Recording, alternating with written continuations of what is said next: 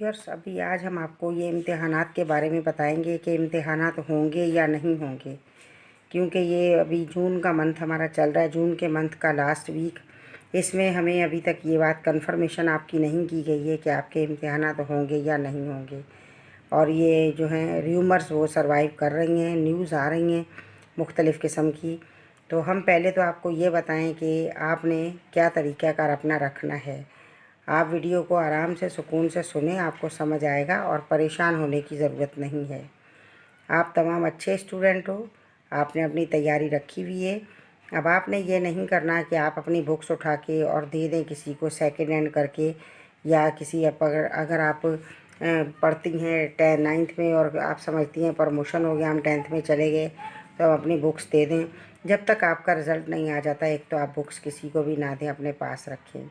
और अगर आपने दे भी दी हैं बुक्स, तो आप क्या करेंगे, आप उनसे कंप्रोमाइज़ पर बात करें कि जब हमें बुक्स की नीड होगी तो आप हमें बुक्स वापस कर देना, तो आपको वापस कर देंगे बुक। ये तमाम स्टूडेंट्स के लिए है।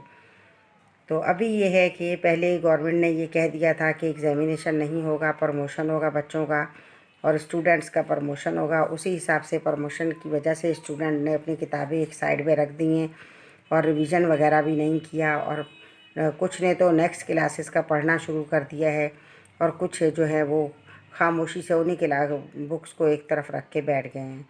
अब हम आपको ये कहेंगे, जब तक कि हम कोई नोटिफिकेशन नहीं होता गवर्नमेंट का और कोई मज़ीद आगे बात नहीं होती, आप अपनी किताबों को संभाल के रखें और उनकी देख रेख करते रहें और थोड़ा बहुत उनको स्टडी करते रहें। क्योंकि आपने स्टडी इसीलिए नहीं करना कि सिर्फ आपने इस साल का इम्तिहान देना है। आप तो स्टडी कर रहे हैं ताकि आपकी नॉलेज में इजाफ़ा हो और आपको बेसिक बातें पता चलें, ताकि यही बेसिक बातें आगे चल के आप जब एंट्री टेस्ट देंगे, किसी फील्ड में जाएंगे, तो यही बेसिक बातें आपको काम आएंगी। अब यह है कि आपने ये तरीक़ाकार रखना है कि आप डेली अपने सब्जेक्ट्स में से थोड़ा थोड़ा सा रिवाइज़ करके रखें। आप ये ना सोचें कि हमारा दिल नहीं चाह रहा है, कि हमने ज़्यादा समझा कि एग्ज़ाम नहीं होंगे तो हमने किताबों को एक तरफ रख दिया, पढ़ाई में दिल नहीं लग रहा। तो जब आपने कामयाबी हासिल करनी है तो आपने दिल की तो सुननी नहीं है, दिमाग की सुननी है। और क्योंकि जो आपको पढ़ चुकी हैं, आप याद कर चुकी हैं, वो भी जब आपने नहीं देखा तो आपके लिए वो ऐसा होता है जैसा कि आपने कभी पढ़ा ही नहीं है। तो इसे सबसे पहले जो आपको अच्छा अच्छा याद है, इम्पॉर्टेंट है, आप उसको देखती जाएं और उसके ज़रिए तैयारी करती जाएं। और वही, क्योंकि वही जो कुछ आप पढ़ लेंगी किसी भी क्लास में, वो आपको अगली क्लास में नेक्स्ट में काम आएगा।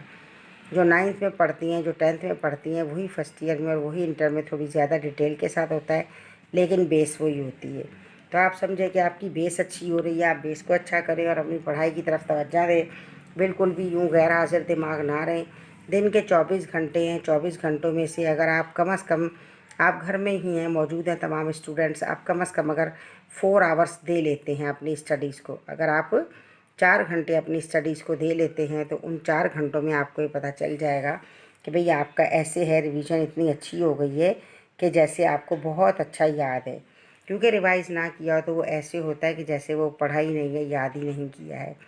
तो चैनल पर मुख्तलिफ़ किस्म की ख़बरें आ रही हैं, इम्तिहान होंगे या नहीं होंगे, बच्चों को पास किया जाएगा स्टूडेंट्स को या नहीं किया जाएगा, और प्रमोशन होंगे या नहीं होंगे। ये तो हकीकत है कि छोटी क्लासेस के तो प्रमोशन कर रहे हैं ये, लेकिन बड़ी क्लासेस में बोर्ड में जो है वो प्रमोशन के लिए उनके कोई जो लॉज हैं, कोई उनके कवानीन हैं, असूल हैं, उसके तहत वो काम कर रहे हैं। फिर दूसरी बात ये देखें, अगर आप ये समझ रहे हैं कि आपके नेम के ऊपर आपका रिज़ल्ट आ जाएगा, तो ऐसा नहीं होगा।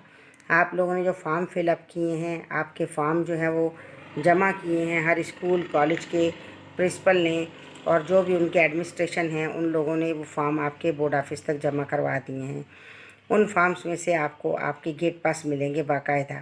आपके गेट पास पर जो नंबर होगा, वो नंबर आपको अलॉट किया जाएगा। आपकी मार्कशीट पर भी वही नंबर होगा, और वो नंबर हो सकता है आपको गेट पास भी दिया जाए।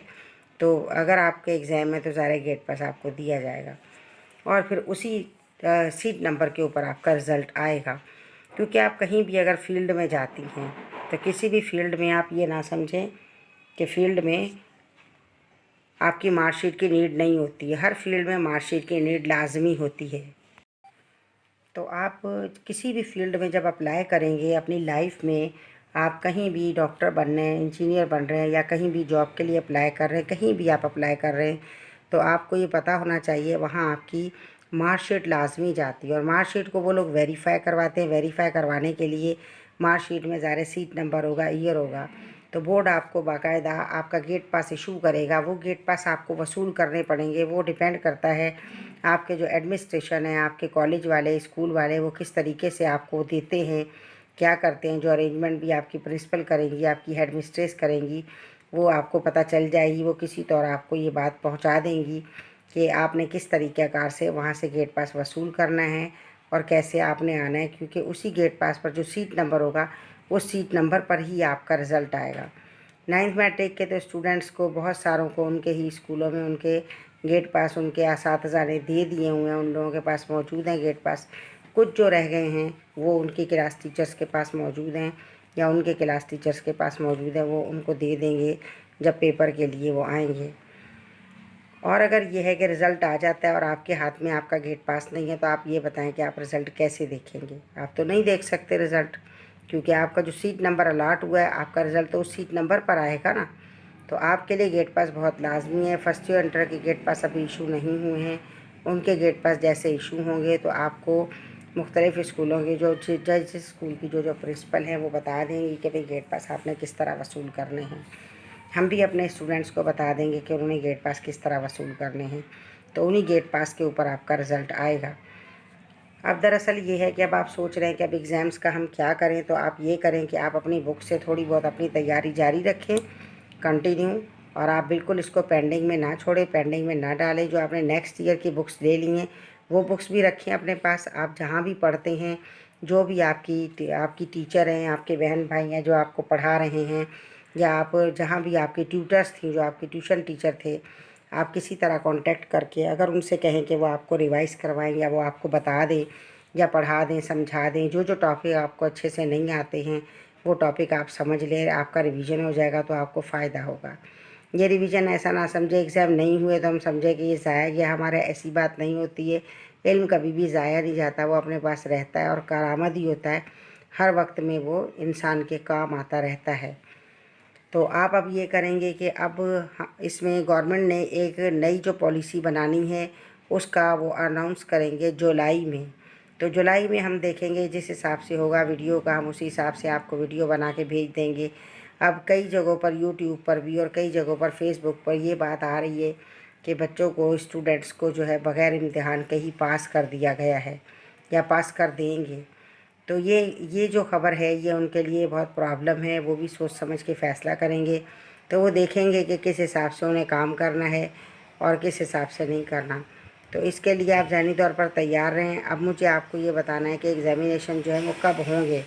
तो एग्ज़ामिनेशन कब होंगे, अब आपका जुलाई में पहले हमें ये वाली बात पता चले, गवर्नमेंट की मीटिंग होगी इन लोगों की, सूबाई और वफाकी, यानी प्रोविंशियल हमारे पास सूबाई को कहा जाता है, और हमारे पास वफाकी हुकूमत जो होती है वो वफाक होता है, जिसमें हमारे पास ये सब आ जाते हैं। आप देखते हैं ना मीटिंग वगैरह चल रही होती हैं, बड़े बड़े जो ऑफिसर हैं ये सब क्या है, मिनिस्टर्स वगैरह, ये सब वफाक में सारे मिल के इकट्ठे बैठते हैं फेडरल में। ठीक है, तो वो फेडरल है तो उसमें वो आ जाते हैं। तो इसमें अब ये है कि फ़ैसला वो करेंगे तो एक ही करेंगे, हर जगह का बोर्ड एक होगा। अब वो जो एक बोर्ड जिसने जो डिसीजन लेना है वही सब ने लेना है, वो चाहे पंजाब हो, सिंध हो, या सरहद हो, बलूचिस्तान हो, या कोई भी सूबा हो, सब सूबों में एक ही तरीक़ाकार पर अमल किया जाएगा। उस तरीक़ाकार के लिए जब ये मुत्तफ़िक हो जाए, सारे मिल के सब एक की बात को मान लें, और उसमें फिर ये पता चलेगा कि भाई इन्होंने एग्ज़ामिनेशन का क्या किया है। तो अभी हम कह कुछ नहीं सकते। दिन ब दिन केसेस, तो आपको पता है कि ये जो प्रॉब्लम हो रहा है इसके केसेस दिन ब दिन बढ़ते जा रहे हैं। तो ये डिपेंड करता है कि वक्त के साथ अगर केसेस कम होंगे तो फिर, या उन्हें उम्मीद है कि कम हो रहे हैं, तो हो सकता है वो आगे चल के कह देंगे हमें इनका एग्ज़ाम लेना है। क्योंकि बहुत सारे बच्चे ऐसे हैं जो बहुत ज़्यादा इंटेलिजेंट थे और बहुत ही होशियार थे, लेकिन उनका अगर C ग्रेड में उन्हें पास कर दिया है तो उन्हें ये उम्मीद थी कि अभी हम यकीनन बड़ा नंबर अपने रेस कर लेंगे, बढ़ा लेंगे, यानी मेहनत हमने ज़्यादा की है, हम पेपर अच्छे करेंगे और अच्छे पेपर करने से हमारी परसेंटेज ज़्यादा अच्छी बन जाएगी, उससे हमारा ग्रेड अच्छा बन जाएगा। तो लेकिन अब उन्हें ये पता चल रहा है कि नहीं, अब तो सिर्फ 3% बढ़ा के मार्क्स का वो भी 3% दिया जा रहा है, परसेंटेज नहीं है 3%। आपने जो नंबर हासिल किया है, मैं प्रीवियस क्लास में कौन सी क्लासेस की बात हो रही है, 9th की और फर्स्ट ईयर की। उन्होंने 9th और फर्स्ट ईयर में जो नंबर हासिल किए, उनके हाथ में मार्कशीट है, उसी की बेस पर उन नंबरों का 3% निकाल के आपके उतने ही नंबर दिए, समझो उतने ही नंबर दिए, जितने आपके थे उतने ही आपको मिल गए नंबर। जो 9th में थे वही आपको 10th में मिल गए। फिर उन नंबरों का 3% उसमें डाला जाएगा। वो ज़्यादा 6 नंबर बन रहे हैं, 7, 8, 9, 10 इतने नंबर बन रहे हैं, वो नंबर डाल के उतने नंबर बढ़ा दिए जाएंगे और परसेंटेज इस तरीके से बढ़ जाएगी आपकी। तो इस तरीके से दिया जा रहा है। लेकिन जो 9th है और जो फर्स्ट ईयर है उसके लिए ये कहा जा रहा है कि जब वो इंटर का एग्ज़ाम देंगे और 10th का एग्ज़ाम देंगे तो उनके पेपर्स को देखा जाएगा। पेपर में जितने नंबर उन्हें हासिल किए हैं, जो ग्रेड है उसमें से 3 जो है वो नंबर -3% नंबर माइनस कर दिए जाएंगे और फिर उनका जो है पिछली क्लास का ग्रेड बन जाएगा। और कंपोजिट एग्ज़ाम का भी हो रहा था कि कंपोजिट एग्ज़ाम लेंगे कब, जब 9th 10th का इकट्ठा इम्तिहान होगा आखिर में, अगले साल की बात है। इसी तरीके से कुछ एग्ज़ाम टिपिकल किस्म के हैं, यानी इम्प्रूवर हैं या ये लोग हैं ये एग्ज़ाम दे रहे हैं, तो उसके लिए भी वो भी स्टूडेंट परेशान है। वो कहते हैं कि हमने इम्प्रूव करना था, हम किस तरीके से इम्प्रूव करें, तो अभी तो हमें पता ही नहीं चल रहा है एग्ज़ाम होगा या नहीं होगा। तो उसके लिए भी आपने क्या करना है, ज़ाहिर है जब अगर पेंडेमिक होगा और ये इम्तिहानात नहीं होंगे तो यकीनन वो इम्तिहान भी नहीं होंगे, और अगर हुए तो वो बिल्कुल लेटर करके उसके बाद में उसकी डेट देंगे, लेकिन सारी तफसील बताएंगे और फिर डेट देंगे। तो व्यूअर्स, अभी आपको ये वाली बात कहनी थी, सारी काम की बातें मैंने आपको बता दी हैं। अभी फ़िलहाल आपको ये वाली बात कहनी है कि आप अपनी स्टडी जारी रखें, अपनी बेस को मजबूत रखें। ये बेस आपको आगे भी काम आएगी। कभी भी याद रखें, तालीम रायगा नहीं जाती है। ज़िंदगी के किसी भी फील्ड में, किसी भी ओहदे पर ये काम ज़रूर आती है। तो आप ये करें कि अपनी तैयारी रखें और तैयारी के साथ साथ अल्लाह करेगा कि आप इंशाल्लाह अच्छे नंबर ले लेंगे, मेहनत कर लेंगे और तभी जो है ज़ाहिर है आपकी ये मार्कशीट अच्छी बन जाएगी। कुछ लोग तो बहुत खुश हैं इसमें कि भाई एग्ज़ाम हो रहे हैं दोबारा, लेकिन ये कि ज़हनी तौर पर आप जो है अपने आप को बिल्कुल ये ना समझ लें कि नहीं हो रहे हैं। ज़हनी तौर पर आप तैयार रहें कि किसी वक्त भी कैसे भी एग्ज़ाम हो सकते हैं और कोई भी माहौल हो सकता है एग्ज़ामिनेशन का। तो उसी लिहाज से आप अपनी तैयारी रखें और आपको जुलाई में पता चल जाएगा। जुलाई में हम फिर वीडियो अपलोड कर देंगे जब हमें ये वाली बात पता चलेगी कि वाकई एग्ज़ामिनेशन नहीं हो रहे हैं, तो फिर आप कर लीजिएगा। लेकिन अभी अपनी तालीम को एक तरफ को ना छोड़ें, एक तरफ ना रखें, बल्कि अपनी तालीम को जारी रखें और जारी रखते हुए अपना याद करें, सब रिवाइज़ करें, क्योंकि रिवाइज़ नहीं किया हो तो ऐसे होता है कि जैसे कुछ पढ़ा ही नहीं है। रिवाइज़ करें, अपनी तैयारी रखें और बड़े सुरखरू होकर आराम से अपना एग्ज़ाम दें और अच्छे नंबर हासिल करें। हमें बस आपको यही कहना है कि अपने 24 घंटों में से आप कम से कम 4 घंटे या 5 घंटे अपने ऊपर लगा लें अपनी स्टडी पर, तो आप बहुत ज़्यादा कामयाब हो जाएंगे। कामयाबी आपके कदम चूमेगी। प्यार करो, मोहब्बत करो अपनी किताबों से, अपने इल्म से। पढ़ना अच्छा लगना चाहिए। उन किताबों में जो भी नॉलेज है वो आपको होनी चाहिए। वो सिर्फ एग्ज़ाम के हवाले से नहीं होनी चाहिए। आपकी नॉलेज बढ़ेगी तो आप जाके आगे एंट्री टेस्ट भी दे सकेंगी। तो आप अपनी तैयारी रखिएगा। अपनी बुक्स जो हैं किसी को दे दी हैं तो उनसे कोई आपने तल्ख़ कलामी नहीं करनी है और उन्हें कुछ कहना नहीं है। उन्हें कहें कि कुछ दिन के लिए आप हमें दे दें और हम आपको वापस दे देंगे। ये समझिए आपकी अमानत हमारे पास है। उनको भी दे दो, वो भी उनसे ले लेना, ताकि ये है जिनसे आपने ली हैं, कुछ ने बड़ी क्लासेस वाले ली है ना और कुछ ने दी है, जो लेन देन का अमल हुआ था उस अमल के तहत आप अपनी किताबों को संभाल के रखें और ऐसे रख ना दें, बल्कि उनको पढ़ें, थोड़ा स्टडी करें, जो कि आपके काम आएगा। तो आपके जो जुलाई में मीटिंग होगी उस जुलाई में कंफर्म हो जाएगा कि आपके एग्ज़ाम होंगे या नहीं होंगे। ओके, टेक केयर, अल्लाह हाफिज़।